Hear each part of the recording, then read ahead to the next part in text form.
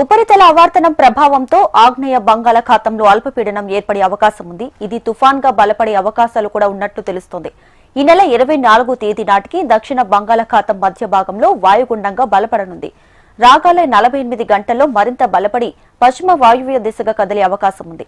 దీని ప్రభావంతో ఏపీలోని రాయలసీమ జిల్లాలో మోస్తరు వర్షాలు కురుస్తాయని విపత్తుల వాతావరణ శాఖ తెలిపింది. తెలంగాణలోనూ కొన్ని జిల్లాల్లో తేలికపాటి నుంచి మోస్తరు వర్షాలు పడనున్నాయి. అదేవిధంగా పలు ప్రాంతాల్లో సాధారణం కన్నా 2-3 డిగ్రీలు తక్కువగా నమోదయ్యే అవకాశాలు కూడా ఉన్నాయి.